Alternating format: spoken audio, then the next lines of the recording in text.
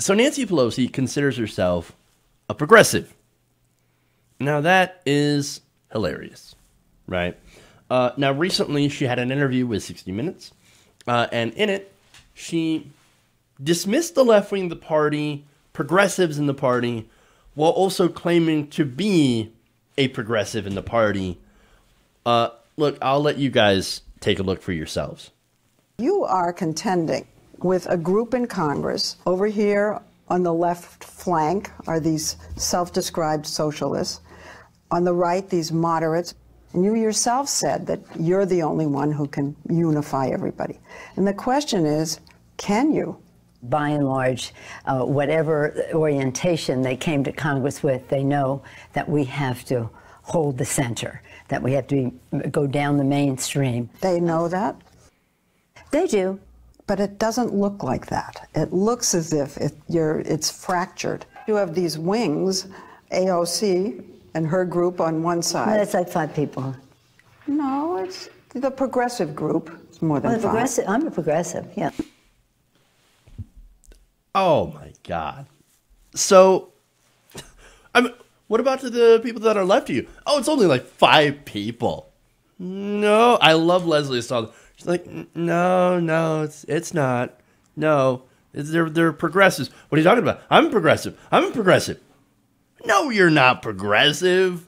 Are you kidding me? Okay, so question for Nancy, right? So what's the last progressive policy that you backed?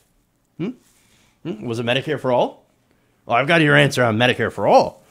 Free college for everybody? No, I don't think so. In fact, in the interview, she was asked about Medicare for all. Here's her response. Quote, the Affordable Care Act is better than Medicare. There's no question about that. The Affordable Care Act benefits are better. Now notice there she said Medicare, not Medicare for all. You know why? Because that would be a lie. You would know, if you read it, that the Sanders bill, Medicare for all, single payer, is much more comprehensive in coverage than the Affordable Care Act. You would know that if you read the bill, which I think is obvious that you did not. It covers vision, dental, reproductive, prescription drugs, mental health. It's just some of the things that it covers. In fact, there are a lot of people that have went through and have done some very in-depth breakdowns of what's actually in that bill. It is far more comprehensive than what we have now, and it has the benefit of not having anything come out of your pocket. So no out-of-pocket costs, no co-pays, no deductibles. There is some particular things that are prescription drugs, but you actually can't pay anything more than $200 for a copay for some specific named medications, but it can't be over $200 a year out of pocket. A year! There are people paying $1,000 a month to get their insulin. That would not happen under Medicare for all. So now, if you don't back any of those other policies, then how can you make the claim that you're a progressive? Well, you can't. You can't make that claim. Because guess what? People are going to call you out on it. Because it's not true. You can't say also, oh, you don't understand. We got to hold the center, right? Well, who's the center? You're working with the extreme right.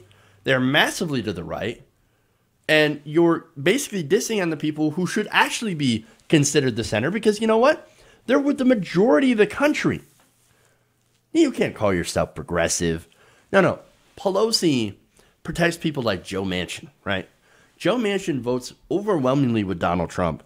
And then, just recently, news came out that he endorsed Suzanne Collins. He just straight up went out and endorsed a Republican. But he's not the first one. Joe Biden has also endorsed a Republican, actually supported a Republican over a Democratic a candidate here in Michigan. Supported him over Matt Longjohn. Then you also have Robert Francis O'Rourke that supported a Republican. So you have these so-called Democrats that are saying, oh, no, we must vote blue no matter who and all that stuff. Now they're saying, well, unity, and we need to work together with the Republicans. No, we don't. I don't want to work together with Mitch McConnell. I don't want to work together with Kevin McCarthy. I don't want to work together with the extreme right wing. Maybe they get dragged back to the actual center into reality. Then we'll work with them, but not beforehand. And look, again, she's trying to work with Donald Trump on immigration. I think we can work together with Trump on immigration. Really. The guy who's okay with baby jails, who doesn't think that baby jails were strong enough, and has let Stephen Miller basically dictate policy for DHS. That's the person you want to work with. Because you work with Donald Trump, you're working with Stephen Miller.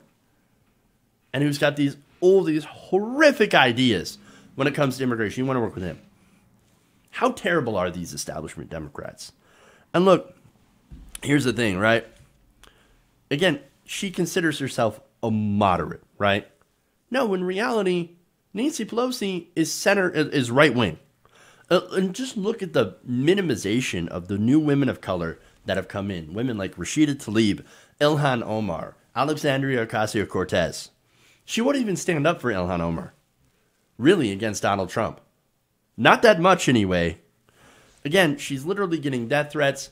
And now, finally, after President Trump attacked her, tied her to 9/11, now she's like, oh, maybe we should look into getting some security for Representative Omar.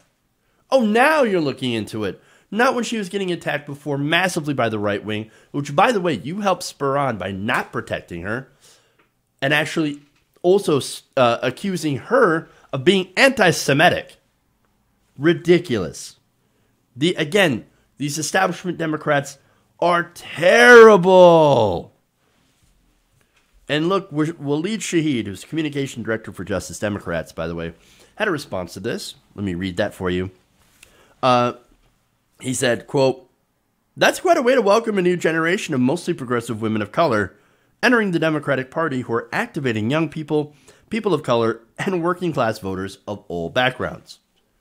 But see, that's endemic of the Democratic old guard. They don't care about bringing in new people if their beliefs are somewhat more progressive. They don't care about progressives.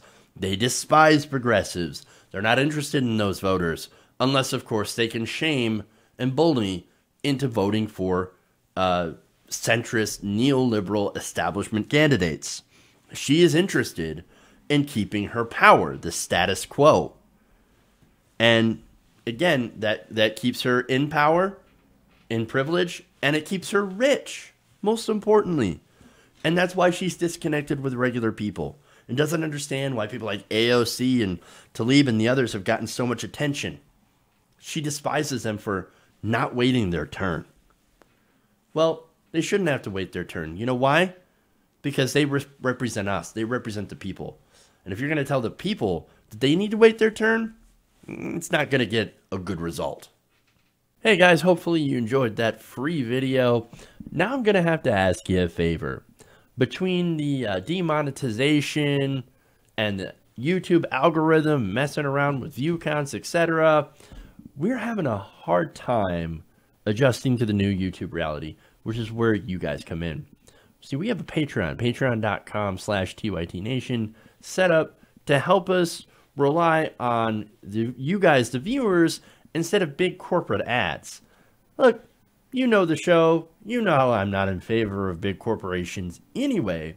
So help us transition away from relying on the ad model to pay the bills and sign up to be a patron, patreon.com/TYTNation. That goes a long way to help us keep the lights on.